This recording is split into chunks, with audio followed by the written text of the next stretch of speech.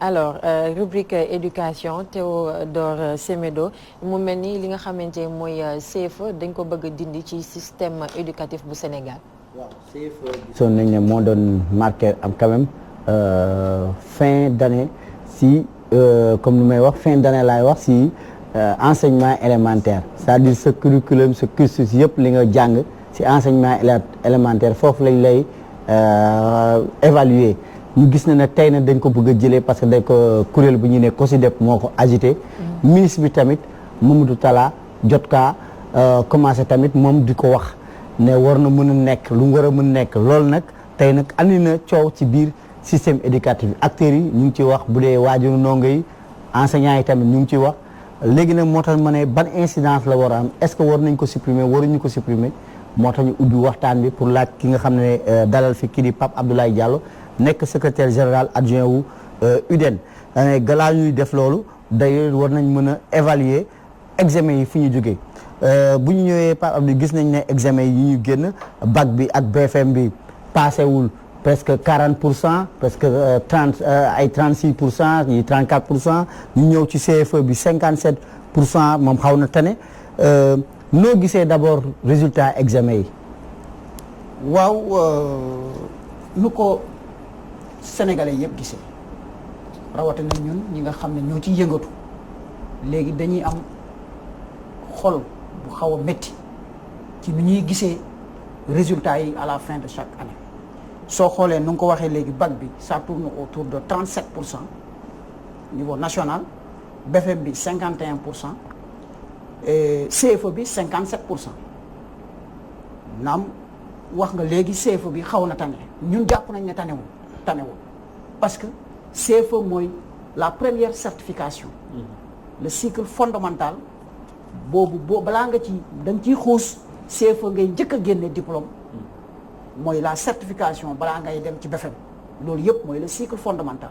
suñu demee ba le cycle fondamental bi léegi ñuy enregistré 57% jàpp nañ ne baaxul parce que foofu lañu waroon am le plus grand taux su ko defee ngay dem xam nga école moom toujours ce que l'on appelle la courbe elle est toujours descendante bu ma ko mënee jàppee noonu parce que boo xoolee ndongo yi inscrire yu CI ñoom ñëpp du ñu dem ba terminal donc toujours école noonu lay demee c'est une courbe descendante et non ascendante parfois nag mën na doon une courbe ascendante ci niveau yenn élèves yi donc jàpp nañ ne 57% moom baaxul donc responsabilité yi nag bari nañ mun na nekk ci jàngalekat bi nekk na ci état nekk na ci parents d'élèves bi nekk na ci yéen sax ñii nga xam ne ni yéen acteurs de la société civile laa leen di mën a tuddee donc ñun ñëpp kenn ku ne am na foo xam ne ni waroon nga fa béy sa waar peut-être que béyuloo ko wala béy nga ko mais dafa des loolu moo tax ñun UDEN jàpp nañ ne résultats yi commencé wul bay baax. mais année bi bëriwul grève souvent dañ doon évoquer problème mu grève yi moo tax résultats yi du baax ak yooyu. waaw foofu gars ñi dañuy fàtte toujours bu ñu waxee année bi amul grève rek non année bii bu amul grève du répercuté wu ci ren déedéet loolu fii ak ñaari at ñetti at ci kanam la lañ juree fi meññanteef bi di ñëw mais lii tey 2018 bul fàtte ne année boobu moo gënoon bëri grève def nañu janvier ba avril ñu ngi grève 30 avril la ñu yëkkati mot d'ordre bi 2018 loolu ren lay commencé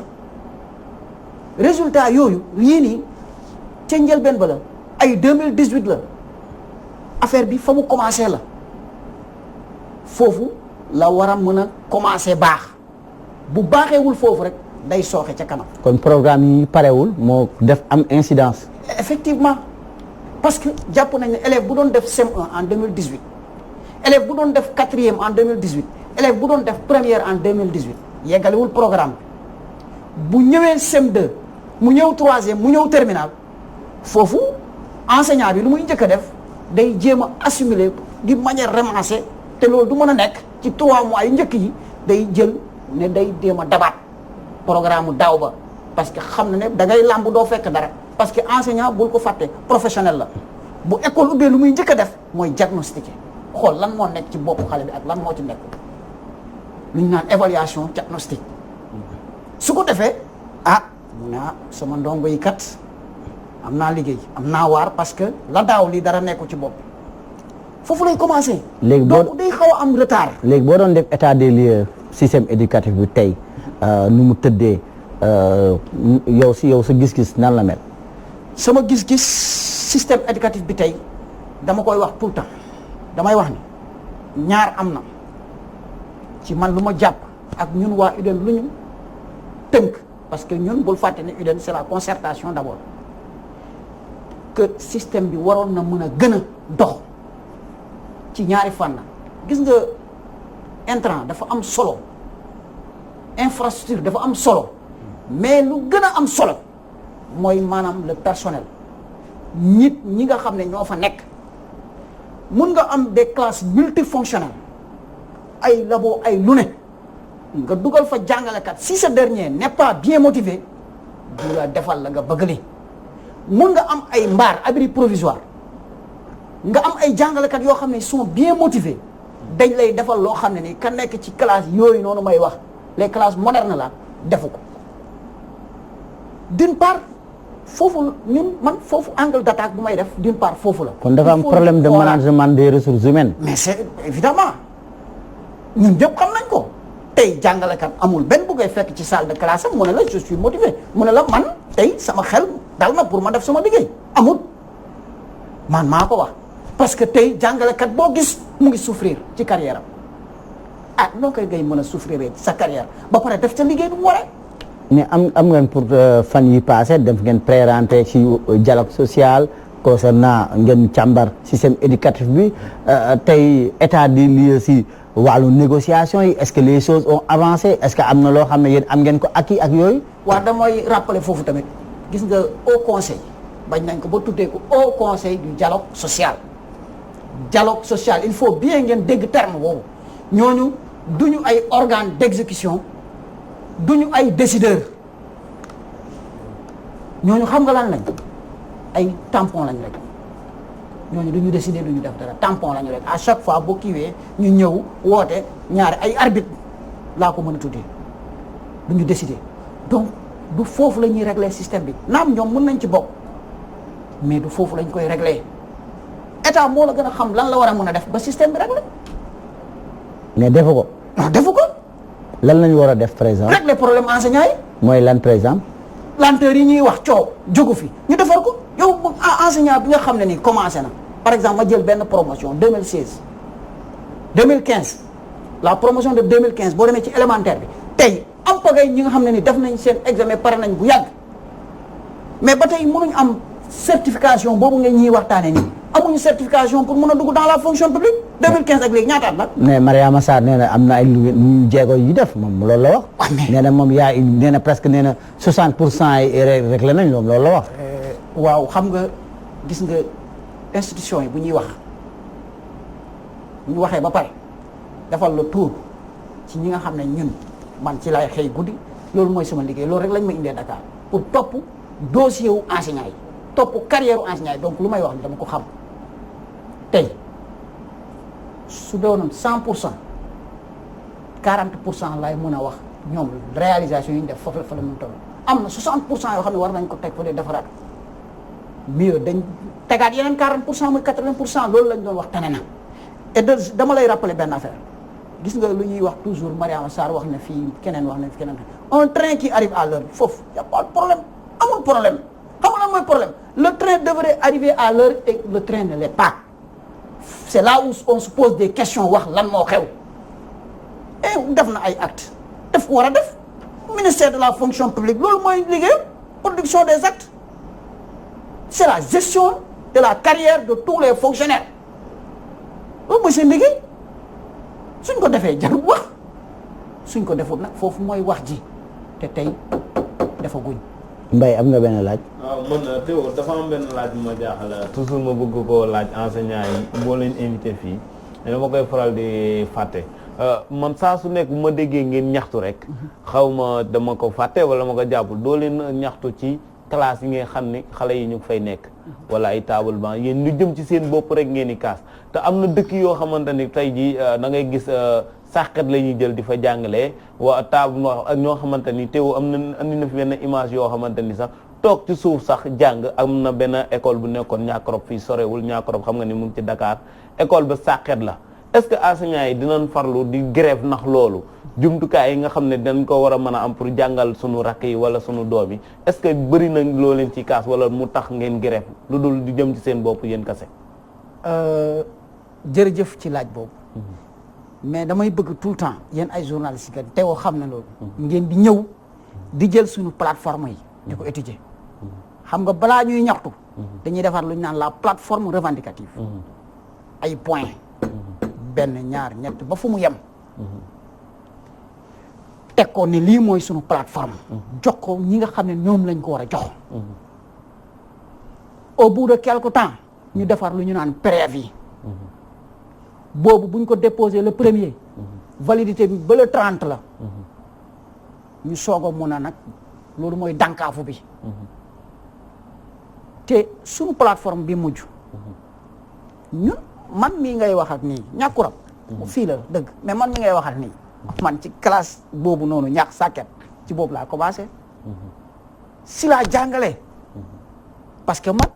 ren laa fi ñëw mais maa ngi woon Kanel. fa laa toogoon dafa jàngale ba nekkal fa syndicat bi ba syndicat bi tey wóolu ma indi ma fii.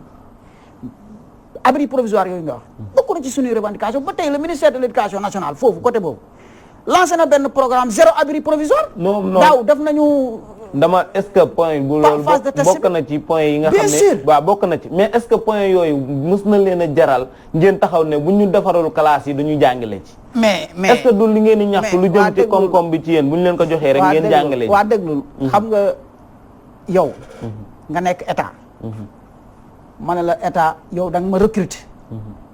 te bu fàtte ne état aussi ñun askan bi ñoo ko jox suñu doole ne gérer ñu suñu système éducatif gérer ñu suñu santé gérer ñu état dajale toutes les ressources di ko arbitrer di def arbitrage su la waxee man kat classe bii laa am naam da ngay ñaxtu da ngay poser waaw d'accord naa li nga wax li lu wóor la lu wér la nangu naa danaa ko defar mais pour l'instant amaguma lu ma ko defarale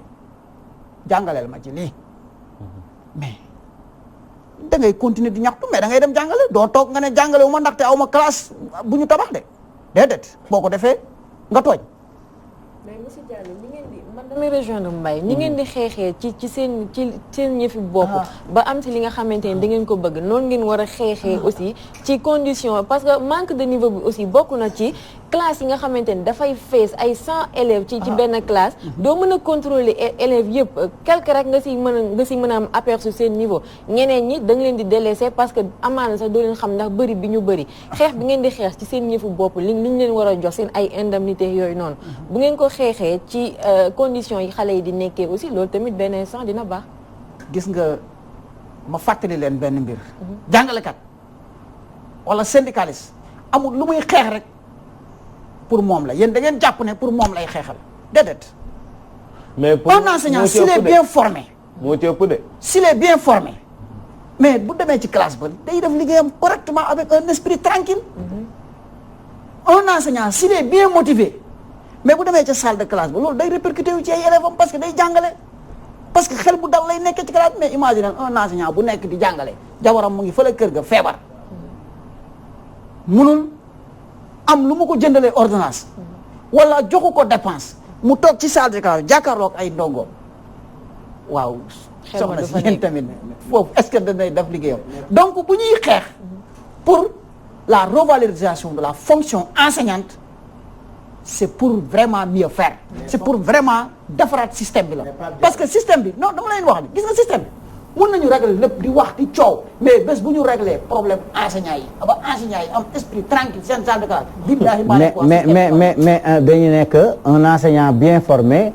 produit un enseignement de qualité mais yow bu fekk ni yéen enseignants yi yéen a cautionné parce que yéen syndicats yi bu leen fàtte yéen a fi cautionné woon de quota sécuritaire yi mooy état bi xëy pour des raisons politiques daal di jël ju ko neex yéen syndicats yi ngeen nañ ci cur tamit yenn syndicats yi gisoon nañ fi amoon nañ fi ay scandale ñu naan dañuy syndicats yi dañuy jaay ay dossier déggoon nañ fi loolu Kaolack ay temps yenn syndicats yi sax di ci cooki naan kii day jaay dossier jot naa joxe woon sama xaalis pour ñu recruter ma comme vacataire déggoon nga coow li. Waaw. est-ce que yéen tey yéen syndicalistes yi vous n'êtes pas responsable des manquements du système éducatif. parce que boo leen xoolee ku ñu jël koo xam ne fekk ko vraiment foo xam ne moom amul niveau bàyyi na jàng xamoo ban at ñu xëy ne ko toujours enrôlé ko ci système bi. Théo dama bëgg que waxtaan bi doon waxtaan bu objectif. mais non objectif la foog mu leer rek non mais loolu objectif moo ñu tax a dugg fii moo ñu tax a toog fii pour ñu leeral rek. kër gi. waaw Walfadjri. waaw. yow leeru jamono. te sama te passage dama leen koy wax. télé bi rajo bi xamul benn émission bu may manqué mais émission rajo bi laay gën a suivre bijou. mais dama leen di waxal fii dañ la fi indi embauché la fi mais est-ce que yow da ngay embauché waate fii. c'est la même chose. ñun jàngalekat lañ dañ ñu embauché dañ ñu recruter ñun syndicaliste lañ dañ ñu jox ñu saytu carrière jàngalekat. waaw mais léegi yéen waaw dafa naan mais yéen Diallo yéen non quota sécuritaire yi waaw yéen ngeen xam ne état bi lu mu nar a def lu mu dem yéen ne yéen da ngeen def droit gis ngeen ne lii lu mu nar a andi safaan la xam nañ ne lii baaxul parce que y a des raisons pourquoi taxawu leen ne yéen ngeen lii nangu leen ko bu ko nangu mais yéen da ngeen ne cund yéen secrétaire général gars yi discuter seen biir ñenn mu amoon fi ay scandale yow xam nga li ma la wax ñu naan jaay dossier affaire yi coow ay Kaolack fu nekk yéndu nga dégg yéen ni ne damaa feebar joxe woon sama xaalis joxe naa woon nangam ba léegi nii mu ngi noonu ñu jël ñenn ñi dugal leen fa lañ mujjee ñooñu mooy conséquence amuñu niveau xam nañ ko ñu ngi fii déglul ma ñëw waaw déglul ma ñëw soo xoolee lu may wax toujours Mbaye suñu plateforme te leen di ko xool mais la dernière plateforme revendicative loolu mu ngi si le relèvement du niveau de recrutement ñun ñoo ko posé. waaw te ngeen cautionné woon loolu. non ñun ñoo. te ngeen cautionné woon loo xam ne lii moo leen nar a gaañ. te woo may ma Diallo boobu baaxul de. wallaahi quota sécuritaire Diallo boobu baaxul. nga xam ne lii moo nar a gaañ lii mooy góom bi dafa leen nar a gaañ. ngeen cautionné ba mu dugg ngeen ñëw ne leen relèvement. ñun mosuñu cautionné loolu. si. loolu mais waaw pourquoi ngeen dugg ci trop. fan la jógee déet déet fan la jógee waaw mais nguur gee ko proposé. mais ba mu ko proposé ngeen xam ne yéen lii da leen nar a rey. damaa bëgg wala leen déedéet. damaa bëgg madame que yow xam nga système bi nga def tuuti benn analyse bu froide xam nga système bi quota sécuritaire gis nga nañ waxante dëgg système bi du loolu sax moo ko doon gaañ parce que rappelle-toi en 92 avec Djiboka vers les années 92 95 avant 95 amoon na ay aile de dinde amoon na nekkoon aile de dinde. waaw. ñooñu dañ leen doon jël parce que dañ doon liggéey ci seko yi ñenn ñi ñu perte seen emploi ñu recruter leen jëf leen ci enseignement yi direct envoyé leen ci classe yi déggu ma ñëw. te pourtant temps boobu njàng mi kenn waxu ci dara. léegi ñu ñëw si suppression CFE bi non may ma tuuti ma yeggali dama may tuuti rek ma yeggali foofu dama may tuuti rek ñun ñu wax ne quota sécuritaire ci avènement wu Ablaye Wade la ñëw parce que loolu c'est des raisons politiques ñun politique ñu ñun yoruñu parti ñun syndicat lañ yor ñu ñëw ñu ne quota sécuritaire soxlaatuñ ko ñu dindi ko ñu ñëwaat encore ñu ne relèvement du niveau de recrutement parce que seetlu nañ ne tey mën nga dem ba am master doo mën a làkk nasaraan nañ ko relever donc ñu ko mieux encore daaw scandale bu fi amoon ak Serigne Mbaye Thiam ak les 600 élèves maîtres yu ñu génnee woon ne ils sont entrés frauduleusement mais ñun syndicats yi dañu taxaw ñu ne na leer mais processus bi nu mu demee ba mu jeex doo ci dégg benn syndicaliste gis nañ fi ñu ne note 6 la am ñu multiplier ko defaraat ko 16 xaw ma defaraat ko 20 mais ñun dañu taxaw ñu ne nous sommes pour la clarté na leer mais 600 élèves maîtres yooyu bañ leen dàqee bu doon ñun dañuy cautionner loolu noonu ngay wax dañuy taxaw parce que ñun lu ñu bëgg mooy lan militant 600 élèves maîtres yooyu ñu génne ñu ne non nañ leen dugalaat mun nañ def rapport de force mu jàll mais non dañuy taxaw d'une manière objective ñu ne déet lii nii kat bu dee dafa am lu ci taq nañ ko leeral ba mu leer te ña ca taq nañ leen sanctionner à la hauteur. léegi ñu ñëw ci suppression CFE bi. waaw seen avis ci loolu parce que ñu ngi koy agité.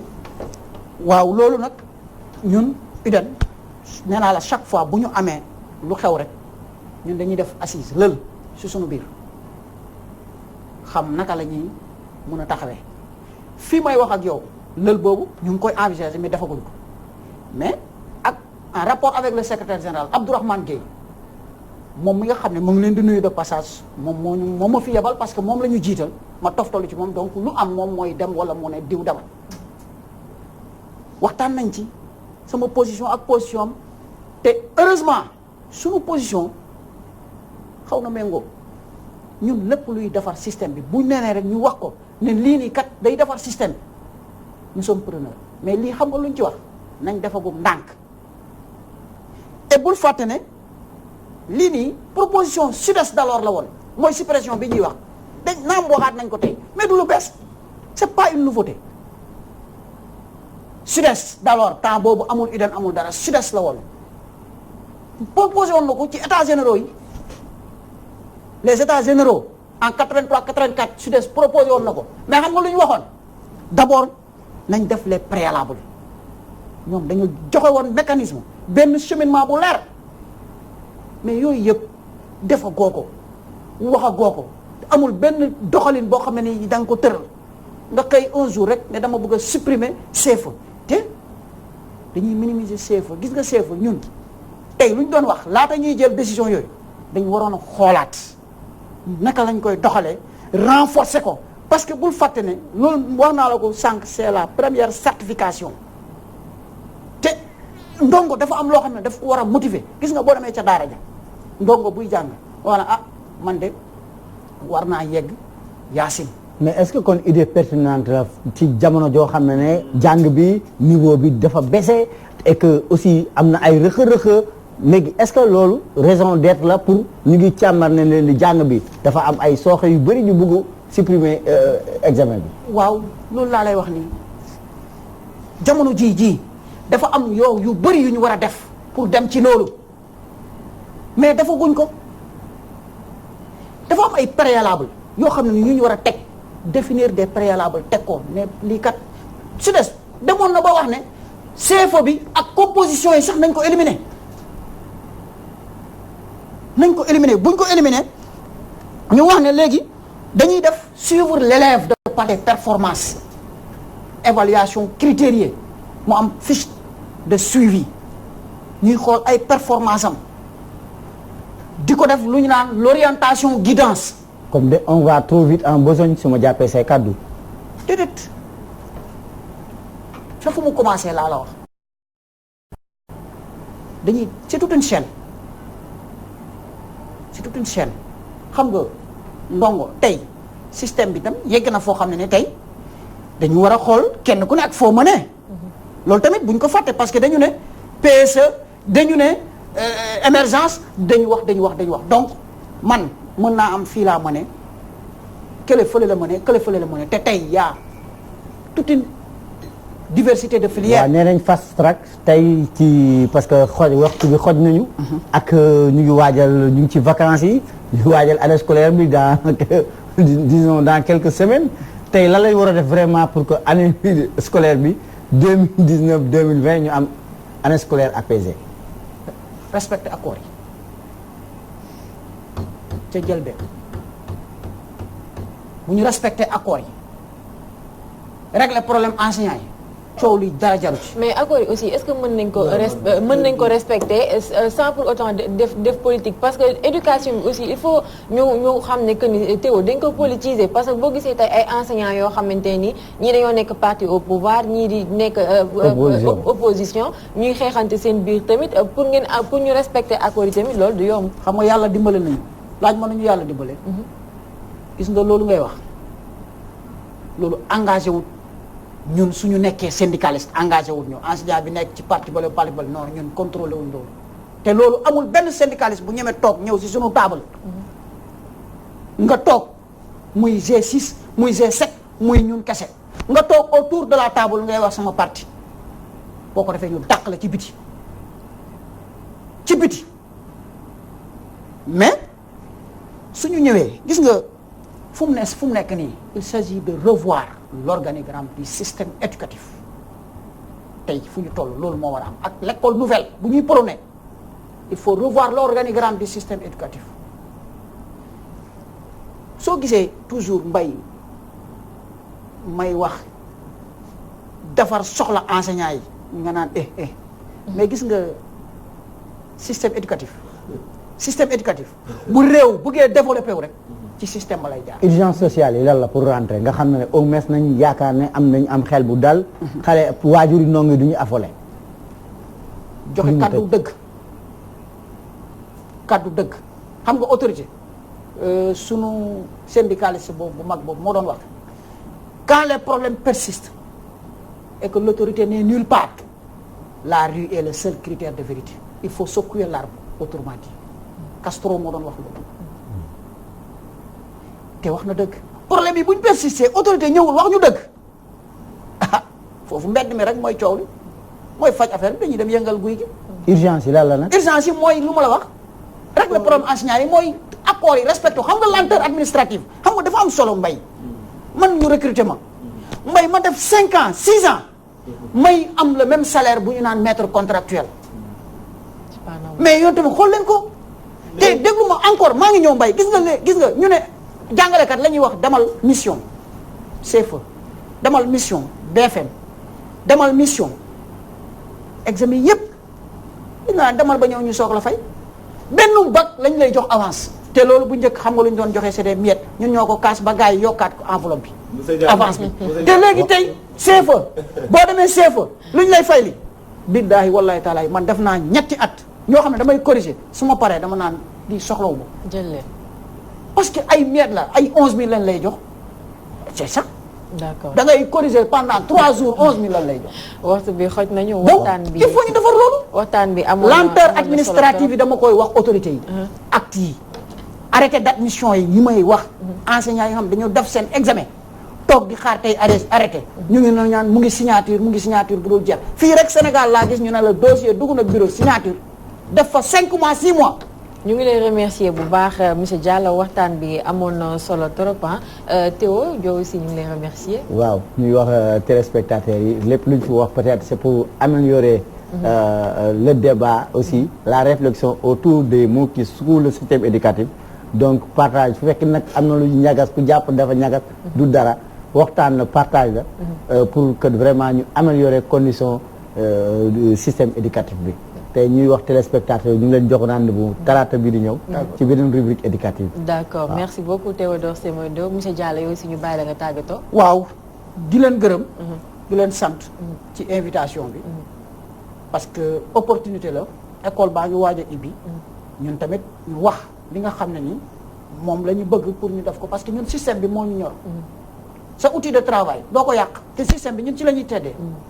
donc dañu bëgg mu baax rek di gërëm camarades yi di leen naan école mu ngi ibbi ñoom ñëpp kenn ku ne foo mënta nekkee préparé wul ba bés ba buñ ne tag école ibbi na nga nekk rejoindre sa poste boo fekkee lépp toutes les conditions ñu réunir pour nga def sa liggéey nga def boo ko fekkul nga constaté mais l'essentiel mooy bu kenn dem sa poste fekk la yow ñëwagoo. d'accord ñun loolu le message boobu la ñuy lancé suñuy camarades. te xam nañ ne UDEN c'est un syndicat responsable di gërëm waa G7 yëpp parce que tey ànd nawle la ñu nekk ci G7 bi tey. merci beaucoup monsieur Diallo di fàttali aussi autorités yi que ni ñu ngi ci nawet école mi ngi tijji am na yeneen école yoo xamante ni dafay inondé waaw nañ ci teel a jóg avant école di tijji parce que dese na leen tuuti temps pour ñu liggéey ci loolu noonu alors di ko remercier moom Théo ak invité wam ñu ñëw jàll ak Mbaye Laye ci rubrique càmm gi